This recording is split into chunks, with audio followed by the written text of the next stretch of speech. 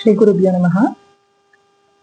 இது முத்துக்காளி ஜோதிடம். நான் ஆஸ்ட்ரோ முத்து ரமா பாலாஜி, கோவையிலிருந்து வேத ஜோதிடம் பிரசன்ன ஜோதிட ஆராய்ச்சியாளர். ஜோதிடம் வாயிலாக உங்கள் அனைவரையும் மீண்டும் சந்திப்பதில் மிகவும் மகிழ்ச்சி.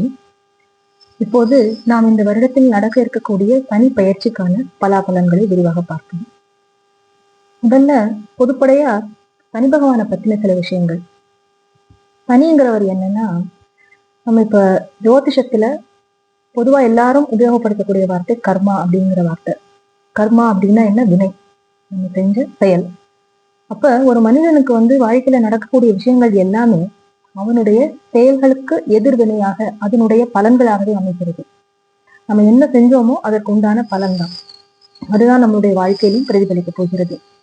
இந்த கர்மா அப்படிங்கிறது நம்ம போன ஜென்மத்துல செய்த நல்வினை தீவினைகளுடைய பயன், நம்ம அனுபவித்த நல்லது கெட்டது, அது போக பாக்கி இருக்கக்கூடிய பலன்கள், நம்முடைய முன்னோர்கள் செய்த நல்வினை தீவினைகளுடைய பலன்கள், இது எல்லாமா சேர்த்து இப்போ நம்ம என்ன பண்ணிட்டு இருக்கோமோ அந்த நற்செயல்கள், தீயவை ஏதாவது இருந்தா அதற்குண்டான பலன்கள், இது எல்லாமா சேர்த்துதான் நம்ம இந்த வாழ்க்கையில அனுபவிக்கிறோம்.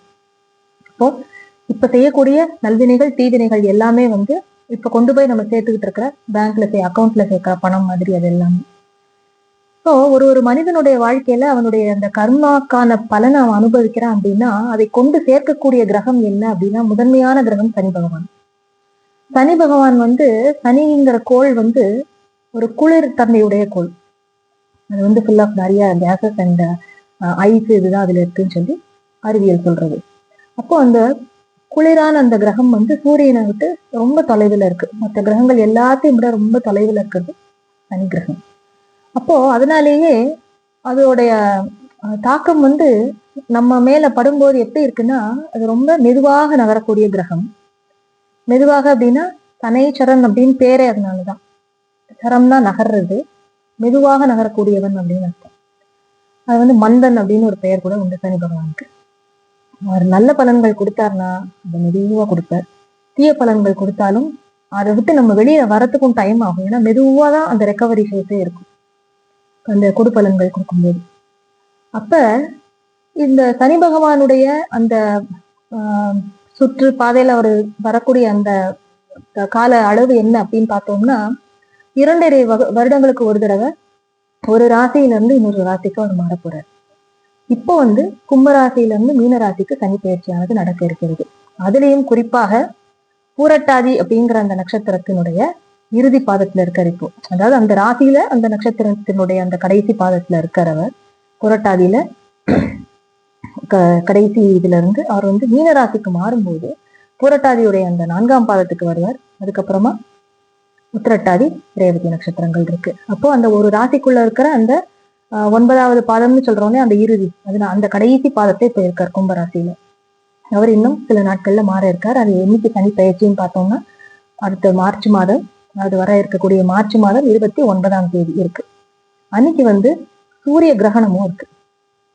அப்போ அன்னைக்கு நீங்க பிளானட்டரி அலைன்மெண்ட் எப்படி இருக்குன்னு பாத்தீங்க அப்படின்னா, மீன ராசியில கிட்டத்தட்ட 5 கோள்கள் அன்னைக்கு இருக்கு.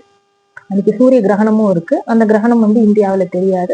ஒரு பார்ஷியல் சோலார் எக்லிப்ஸ், பகுதி சூரிய கிரகணம்னு சொல்லுவோம். இந்தியாவில தெரியாது. அமெரிக்கால, அப்புறம் ஆர்டிக் பிரதேசங்கள், அட்லாண்டிக் ரீஜன்ஸ், அந்த மாதிரி சில இடங்கள்ல, அமெரிக்காவுடைய சில பகுதிகள்ல, வட அமெரிக்கால இதெல்லாம் தெரியும்னு சொல்லி பஞ்சாங்கமும் சொல்றது, அறிவியலும் அதை சொல்றது.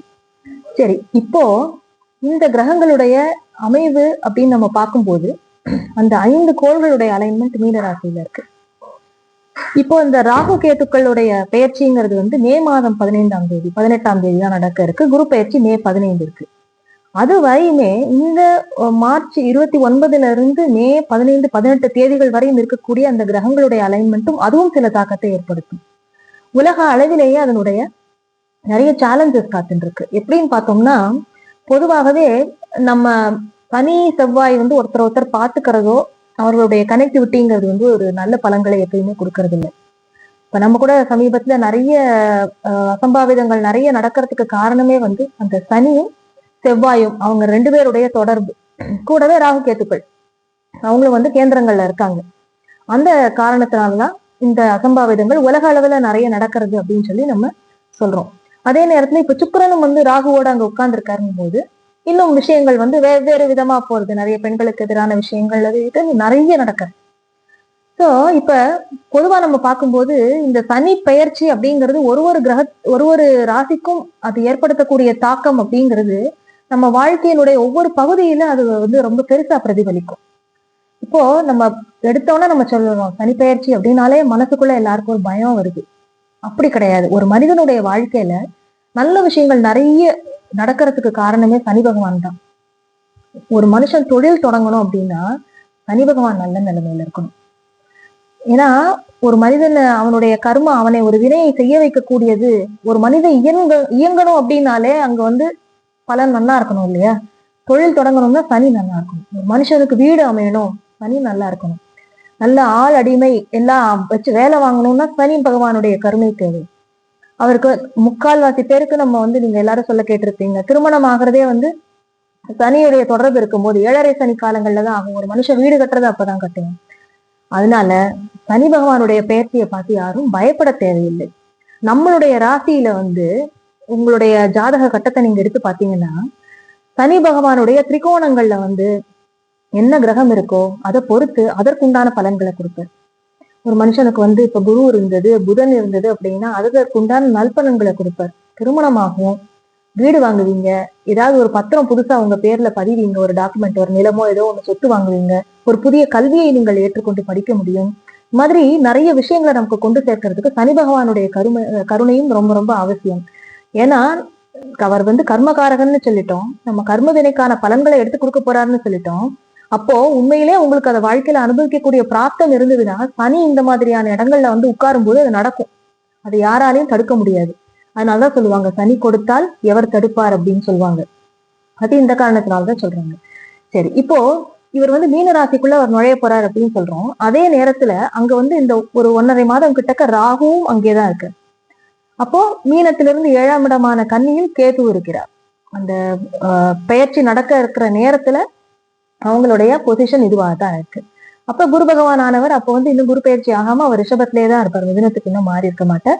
செவ்வாயும் வந்து அவருடைய மிதுன ராசியிலே தான் உட்கார்ந்துருக்காரு. அந்த வக்ரகதியெல்லாம் நிவர்த்தியாகி மிதுன ராசியில தான் உட்கார்ந்துருக்காரு. சரி, இப்போ இந்த தனி பெயர்ச்சியானது எந்தெந்த இடங்கள்ல உட்கார்ந்தா நன்மை? பொதுவா சனி வந்து ஒரு ஜாதகத்துல 3, 6, 11 இடங்கள்ல இருந்தா ரொம்ப நற்பலன்களை கொடுப்பார் அப்படின்னு சொல்லிட்டு நம்மளுடைய ஜோதிட சாஸ்திரத்துல சொல்லப்பட்டிருக்கு. சரி, இப்போ இவர் வந்து மீன ராசிக்குள்ள அவர் நுழையிறார். இது வந்து ஒரு ராசி லக்னங்களுக்கும் என்ன விதமான பலன்களை தரப்போறது, இன்னும் 2.5 ஆண்டுகள் எப்படி இருக்கும் அப்படின்னு நம்ம விரிவா பார்க்கலாம். அதே நேரத்துல சனி வந்து எப்படின்னா நடுவுல அவருக்கு வந்து ஒரு வக்ர பயிற்சியானதும் இருக்கு. நடுவுல சனி பகவான் வந்து வக்ரகதியிலையும் பயிற்சி ஆகிறார். அது வந்து ஜூலை 13ல அவர் வந்து வக்ரகதிக்கு ஆரம்பிச்சு கிட்டத்தட்ட 2 மாதங்கள் கிட்ட அவர் வந்து வக்ரகதியில தான் பிரயாணம் பண்றார். அதனால அப்பயும் வந்து சனி கொடுக்கக்கூடிய பலன்கள் நிறைய மாறும். அதனால சனி பெயர்ச்சி வந்து பொதுவா ஒரேடியா நல்லது பண்ணும், ஒரேடியா கெடுதல் பண்ணணும் எடுத்துக்க வேண்டாம். ஏன்னா அந்த 2.5 வருடங்கள் நம்ம அவர் பிடியில இருந்தாலுமே நடுவில் நடக்கக்கூடிய குரு பெயர்ச்சி மாற்றம் தரும், ராகு கேத்து பயிற்சிகளும் மாற்றம் தரும். அதனால ஒண்ணுல நெகட்டிவா கொஞ்சம் சுமாரான பலன்கள் இருந்தாலும் கூட இன்னொன்னு வந்து கட்டாயமா கை கொடுக்கக்கூடிய காலமாகத்தான் இது இருக்கு எல்லா ராசி லக்னக்காரர்களுக்கும். இனி ஒரு ராசி லக்னத்திற்கும் இந்த சனி பயிற்சி என்ன தரப்போறது அப்படின்னு சொல்லிட்டு விரிவா பார்க்கலாம். இப்பொழுது மார்ச் 2025 29ஆம் தேதி நடக்க இருக்கக்கூடிய இந்த சனி பயிற்சிக்கான பலன்களை பார்க்கிறோம். இப்போ நம்ம பார்க்க போற ராசி வந்து சிம்ம ராசி. இப்போ சிம்ம ராசி லக்னத்திற்கு உண்டானவர்களுக்கு வந்து இது நாள் வரைக்கும் உங்களுக்கு 7ஆம் இடத்தில் சனி பகவான் கண்டகச்சனியாக இருந்தார். கண்டகச்சனியாக இருந்து இப்போ அவர் வந்து அஷ்டமஸ்தானத்துக்கு 8ஆம் இடத்திற்கு மாற போறார். அந்த சனி பயிற்சி பலன்கள் வந்து உங்களுக்கு ரொம்ப நல்லா இருக்கும் அப்படிலாம் எதுவும் நம்ம ஃபால்ஸ் ஹோப்லாம் கொடுக்க கூடாது. ஸோ உள்ளபடியே சொன்னோம் அப்படின்னா சனி பயிற்சி வந்து உங்களுக்கு ரொம்ப சுமார் தான். 8ஆம் இடத்திற்கு சனி போறார் அப்படின்னா அஷ்டமஸ்தானம்ங்கிறது என்ன, நமக்கு வந்து எதிர்பாராத இழப்புகள், அசிங்கம், அவமானங்கள், தேவையில்லாத செலவுகள், அதிர்ஷ்ட குறைவு, ஆபத்துக்கள் இதெல்லாம் கொடுக்கக்கூடியது 8ஆம் இடம். அதே போல அதோடைய பாசிட்டிவ் சைடுன்னு பார்த்தோம்னா எதிர்பாராத புதையல் யோகம், அதிர்ஷ்ட வாய்ப்புகள், உயிர் சொத்து கிடைக்கிறது, ஏதாவது இன்சூரன்ஸ் பணம் அந்த மாதிரி நமக்கு வர்றது, இந்த மாதிரியான விஷயங்களும் 8ஆம் இடம் தான். அதாவது இன்சூரன்ஸ் பணம் வர்றது அப்படிங்கிறது வந்து பணம் வருது ஓகே, பட் அது எந்த வழியில வர்றது, சுபமா வருதா அசுபமா வருதான்னு கணக்கு இருக்கு இல்லையா? அதனால ஸோ 8ஆம் பாவகம் அப்படிங்கிறது வந்து பொதுவாகவே யாருமே ரொம்ப சந்தோஷப்படக்கூடிய ஒரு விஷயங்களை தராத பாவகம் அப்படின்னு சொல்லலாம். இப்ப சனி பகவான் வந்து 8ல போகும்போது என்ன அப்படின்னா நல்ல ஆயுளை கொடுப்பார். ஆனா நிறைய கண்டங்களையும் கொடுப்பார். தேவையில்லாத அசிங்க அவமானத்தையும் தருவார்.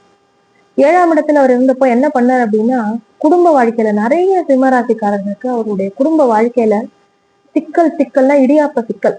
உங்களுக்கு அப்படி ஒரு குழப்பமான மனநிலை. நிறைய பேர் வந்து இந்த லைஃபையே கண்டினியூ பண்றதா இவங்களுடைய, இல்லைன்னா நம்ம பிரிஞ்சிருவோமா அப்படின்னு பல பேருடைய வாழ்க்கை வந்து டிவோர்ஸை நோக்கி போச்சு.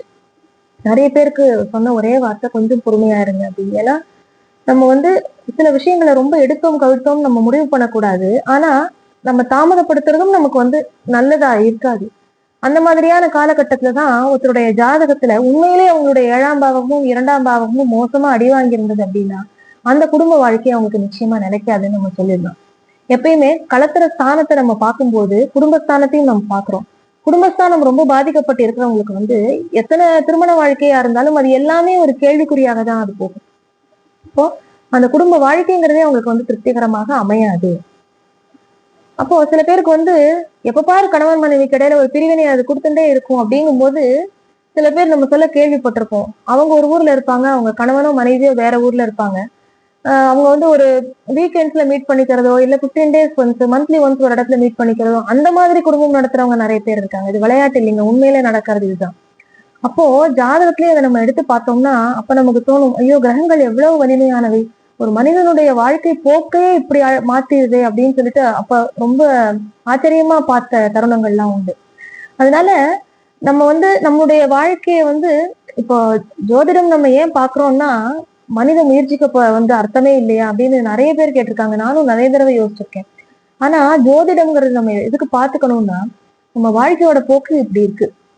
இது வந்து உங்களுடைய நம்ம பாடியோடைய ஒரு மாஸ்டர் ஹெல்த் செக்அப் பண்ணி ஒரு ரிப்போர்ட் வரும் இல்லையா, அது மாதிரி இதெல்லாம் உன்னுடைய பிளஸ், இதெல்லாம் உன்னோட மைனஸ், இங்கெல்லாம் உன்னோட உடம்பு வீக்கா இருக்குன்னு நமக்கு ஒரு லிஸ்ட் கொடுப்பாங்க.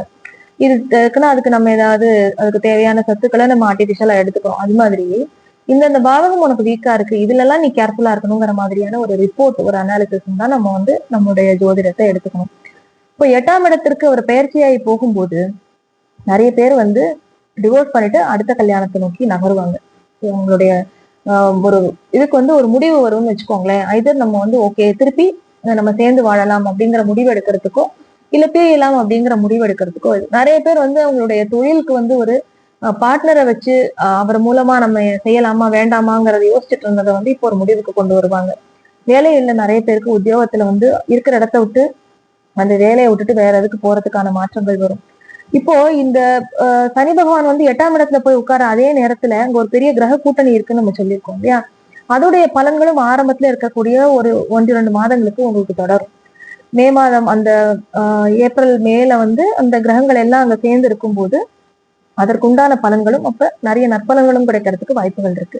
இப்போ உங்களுடைய லக்னாதிபதி போய் அவரும் போய் அங்க 8ல உட்கார்ந்துறாரு. உங்களுடைய ஆரோக்கியத்துல நீங்க ரொம்ப கவனமா இருக்கணும். ஏன்னா அவர் வந்து 6ஆம் இடத்து அதிபதியோட தான் போய் அங்க உட்கார்றாரு. 8ஆம் இடத்தை போய் சூரியன் உட்கார்ந்துட்டு இருக்கும்போது என்னன்னா உங்களுடைய ஆரோக்கியத்திலையும் உங்களுடைய உடம்புலையும் வந்து கொஞ்சம் ஒரு தெளிவில்லாத நிலையும் இருக்கிறப்போ அதை நீங்க கொஞ்சம் கவனமாக பார்த்துக்கணும். இப்ப உங்களுக்கு மொத்தமா காஷன் அப்படின்னு சொன்னா குரு பகவான் வந்து 11ல போய் உட்கார்றாரு. அங்க இருந்து அவர் பாக்குறது உங்களோட 5ஆம் இடத்தை பார்ப்பார். அப்போ இது நாள் வரைக்கும் குழந்தைகள் வகையில வந்து மனசுல ரொம்ப கவலை இருந்தது, எனக்கு நிறைய விஷயங்கள் நடக்கவே இல்லை அப்படின்னா அது ரொம்ப நல்லா இருக்கும். 5ஆம் இடம்ங்கிறது வந்து உங்களுடைய பூர்வ புண்ணியஸ்தானம். அதனால உங்களுடைய தாத்தா பாட்டி வகையில இருந்து உங்களுக்கு என்ன பிராப்தங்கள் கிடைக்க வேண்டியிருக்கோ அது எல்லாமே நல்லா பல மடங்கு பெருக்கி தருவார் குரு பகவான். குரு வந்து உங்களுக்கு 5ஆம் இடத்திற்கு உண்டானவராகவே ஆகிறார். 5, 8ஆம் இடங்களுக்கு உண்டானவர். அதை நம்ம என்ன சொல்லுவோம் அப்படின்னா பஞ்சமாதிபதியாகவும் அஷ்டமாதிபதியாகவும் வரக்கூடிய குரு பகவான் சொல்லுவோம். 5ஆம் இடம் அப்படிங்கிறது வந்து ஒரு திரிகோணஸ்தானம். அப்ப திரிகோணத்துக்கு வந்து இந்த குரு பார்வை கிடைக்கிறது. அவர் 11ல உட்கார்ந்துருக்க அப்போ 5ஆம் இடத்துக்கு வந்து அவரை ஆக்டிவேட் பண்ணும்போது 5ஆம் இடத்திற்கு உண்டான புத்திர பாக்கியம், உங்களுடைய மனசுல இருக்கக்கூடிய ஆழ்மன ஆசைகள், உங்களுடைய விருப்பங்கள் அது எல்லாமே நல்லா நிறைவேறும். குலதெய்வ வழிபாடுங்கிறது சூப்பரா நீங்க எடுத்து பண்ணலாம். நிறைய கோவிலுக்கு இது நாள் வரை போக முடியாம தடை இருந்தது அப்படின்னா அது எல்லாமே இப்ப நல்லபடியா நடக்கும். 5ஆம் இடம் வந்து இன்னொன்னு என்னன்னா குழந்தைகள், நிறைய பேர் குழந்தை பேற்றுக்காக காத்துட்டு இருந்தாங்க அப்படின்னா 5ஆம் இடத்திற்கு குருபார்வை படும்போது அவங்களுக்கு அது நல்ல விதமாக நடக்கும். ஏன்னா ராகுவும் அதே நேரத்துல அவர் 7ல வந்து உட்காருவார். அப்ப பல குடும்பங்கள்ல வந்து இந்த மாதிரி குழந்தை பேரு இல்ல அப்படின்னு சொல்லிட்டு ஒரு மனசு பிரிவா இருந்தவங்க கூட இந்த காலகட்டத்துல குருவும் ராகு 7லயும் குரு 11லயும் உட்கார்ந்து ஒருத்தர் அந்த திரிகோணத்துல இயங்குறாங்க இல்லையா, அந்த நேரத்துல வந்து குருவுடைய பார்வை ராகுக்கும் படும். உங்களுடைய 5, 7 அந்த இடங்களையும் அவர் பாக்குறாரு. அப்போ அந்த காலகட்டத்துல உங்களுடைய 3ஆம் இடத்தையும் அவர் பாக்குறாரு குரு 11க்கு மாறும்போது. இப்போ 3ஆம் இடம்ங்கிறது வந்து ஒரு மனிதனுடைய தைரிய வீரிய விஜயஸ்தானம்னு சொல்லுவோம். அதாவது அவன் மனதுல வந்து ஒரு விஷயத்த செய்யணும். ஒரு மனிதனுடைய இயக்கம் எப்ப ஆரம்பிக்குது தெரியுங்களா? ஒரு குழந்தை பிறக்கிறது, அது வந்து லக்ன பாவகம் வச்சுட்டோம்னா அந்த குழந்தை வந்து பேச தொடங்குறது இல்லையா, அது 2ஆம் பாவகம்னு வைப்போம். அதுதான் தனம் வாக்கு குடும்பஸ்தானம்னு வச்சாங்க. பேச ஆரம்பிக்கிறது வாக்குஸ்தானம். 3ஆம் இடம்ங்கிறது வந்து தைரிய வீரிய விஜயஸ்தானம்னு சொன்னா, வீரியம்ங்கிறது வந்து மனுஷன் வந்து அவங்களுக்குள்ள இருக்கிற அந்த பொட்டன்சி, ஒரு விஷயத்த செய்யறதுக்கு எடுத்து இயங்கக்கூடிய அந்த ஆற்றல். மனசு அதை நினைச்சாலும் உடம்பு அதை செய்யணுங்கிறதும் நமக்கு அந்த ஒரு உந்துதல்னு சொல்லுவோம் இல்லையா, அந்த உந்து சக்தி இருக்கக்கூடிய இடம் 3ஆம் இடம். இப்போ 11ல் இருக்கிற குரு அந்த 3ஆம் இடத்தையும் பார்க்கும்போது உங்கள் ஆழ் மனதில் இருக்கிற ஆசைகள் நிறைய இருந்தாலும் அதை எடுத்து நீங்க வெளிக்காட்டி செயல்படுத்த வைப்ப. அதுக்கு நிறைய தடங்கள் வரும், இல்லைன்னு சொல்லலை. ஏன்னா 8ஆம் இடத்துல உட்கார்ந்துருக்கிற சனி பகவான் சும்மா இருக்க மாட்டார், எல்லாத்துக்கும் தடங்களை கொடுப்பார். அங்க இருந்து சமசப்தமமா 2ஆம் இடத்தை பாக்குறாரு. இப்ப மனசுல நம்ம ஒண்ணு செய்வோம், அதை சொல்லும் போது அந்த வார்த்தைகள் வெளிவரும் போது அது ரொம்ப கவனமா நீங்க சொல்லணும். அதே நேரத்துல மனதுக்குள்ள நிறைய வந்து ஒரு லோ கான்பிடன்ஸை கொடுப்பார். ஏன்னா கேது வந்து லக்னத்துல உட்கார்றாரு. அப்போ கேது வந்து லக்னத்துல உட்காரும் போது இது வந்து சிம்ம வீடு இல்லையா, அப்ப சூரிய பகவானே அவர் வந்து ஒரு கிரகணப்படுத்தக்கூடிய ஒரு இடம் அது. அப்போ கேது வந்து அங்க உட்கார்றது என்ன பண்ணுவாருன்னா, உங்களுடைய மனசு வந்து ரொம்ப என்னப்போ என்ன எனக்கு மட்டும் நடக்க மாட்டேங்குது அப்படிங்கிற அந்த விரக்தி மனோபாவம் உங்களுக்கு நிறைய இருக்கும். நீங்க அதுல இருந்து மட்டும் கொஞ்சம் வெளியில வரணும். அந்த விரக்தி மனோபாவம் வெளியில வந்துட்டு அப்படின்னாலே நீங்க உங்களுடைய காரியமாற்றும் திறன் நல்லாவே இருக்கும். ஏன்னா உங்களுடைய லக்னம் ராசி அதிபதி சூரியன் வந்து ஒரு மாதமும் ஒரு இடத்துக்கு நகர்ந்துட்டே இருக்கக்கூடியவர் இல்லையா. அப்போ சூரிய பகவானுடைய அந்த ஒரு மாத பயிற்சி வந்து உங்களுக்கு ஒவ்வொரு பலன்களையும் மாற்றி கொடுக்கும். அதுலயும் நிறைய இது மாறும். அடுத்து மற்ற கோச்சார கிரகங்களுடைய மாறுதல்களும் வந்து நடுவுல உங்களுக்கு வந்து ஒரு ரிலீஃபை கொடுத்துன்னு தான் இருக்கும். அதுல எந்த விதமான ஐயமும் இல்லை. இப்போ சனி பகவானுடைய பயிற்சி வந்து உங்களுக்கு ரொம்ப ஒன்றும் ஃபேவரபிள்லாம் கிடையாது. அதனால எதிர்பாராத விஷயங்கள் நடக்கும். அதே நேரத்துல நீங்க உங்களுடைய தகப்பனாருடைய ஆரோக்கியம், உங்களுடைய ஆரோக்கியம், அந்த மாதிரியான விஷயங்கள்ல ரொம்ப ரொம்ப கவனமா இருக்கணும். குழந்தைங்களை வந்து வெளியூருக்கு அனுப்பி படிக்க வைக்கிறேன், இல்ல நீங்களே வந்து வெளியூர்ல போய் ஒரு இது செய்ய போறேன் அப்படின்னா அப்ப வந்து அதுக்கு நீங்க செலவு பண்ணிட்டு அந்த முயற்சியை நீங்க மேற்கொள்ளும் போது அது வந்து உங்களுக்கு அது ஒரு ஃப்ரூட்ஃபுல்லா இருக்கணும், அதுக்கு பிரயோஜனமா இருக்கணும் அப்படிங்கறத நீங்க கொஞ்சம் கவனத்துல வச்சுக்கோங்க. லாங் டிஸ்டன்ஸ் டிராவல் நைட்ல பண்ணாதீங்க. ரொம்ப எல்லாரோடையும் ஃப்ரெண்ட்ஸோட எல்லாம் சேர்ந்துட்டு ஒரு இடத்துக்கு போறது வைக்கிறது அந்த மாதிரியான விஷயங்கள் எல்லாம் அவாய்ட் பண்ணுங்க. கொஞ்சம் உங்களுடைய வேலைகளை வந்து பிரத்தியாரை நம்பி ஒப்படைக்காம நீங்களே உங்க கண் எதிரே இருந்து அந்த வேலையை செய்யும் போது அது வந்து உங்களுக்கு பலனுள்ளதாக அமையும். அது வந்து நிச்சயம் சந்தேகம் இல்லை.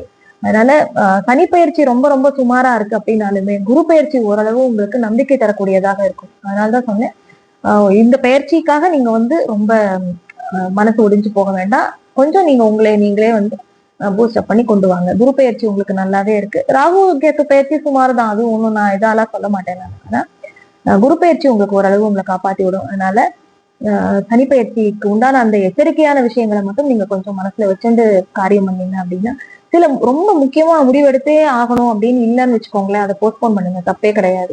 சில முக்கிய முடிவுகள் எடுத்துதான் ஆகணுங்கிறத நம்ம செஞ்சுதான் ஆகணும். நம்ம வந்து ஒரு இடத்துல வேலைக்கு போய் உட்கார்ந்துட்டு இருக்கோம்னா எனக்கு 2 வருஷம் டைம் சரியில்லை, கொஞ்சம் சுமாராதான் நான் டிசைட் பண்ண முடியும்னு சொல்லிட்டு உட்கார முடியாது. யாரா இருந்தாலுமே அப்படி சொல்லக்கூடாது. ஏன்னா சில சமயம் வருவதை எதிர்த்து நிக்கணும், நம்ம வேற வழி கிடையாது. நமக்கு அந்த அனுபவங்கள் தான் நம்ம வாழ்க்கை பாடங்களா இருக்கு. ஆனா அதே நேரத்துல ரொம்ப இப்ப வேண்டாம் அப்புறம் கூட பாத்துக்கலாம்னு இருக்கிற விஷயத்த நீங்க அப்படியே விட்டுருங்க, அதுக்கப்புறமா டிசைட் பண்ணிக்கோங்க. நிறைய பேருக்கு வந்து உங்களுடைய திருமண வாழ்க்கையில ஏற்கனவே சொன்ன மாதிரியான நிறைய மாறுதல்கள்லாம் நடக்கும்.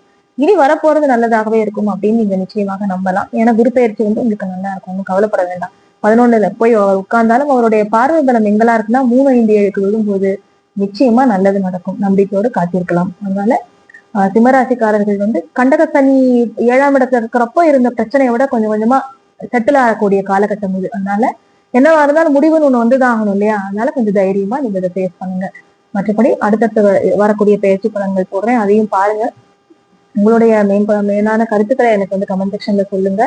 அடுத்து இதை லைக் பண்ணுங்க, ஃப்ரெண்ட்ஸ் அண்ட் ரிலேட்டிவ்ஸ்க்கு ஷேர் பண்ணுங்க. மறக்காம நோட்டிபிகேஷன் கிளிக் பண்ணி வச்சுக்கோங்க ஆல்னு. அப்பதான் அடுத்தடுத்து போடுற வீடியோஸ் உங்களை வந்து சேரும். நன்றி.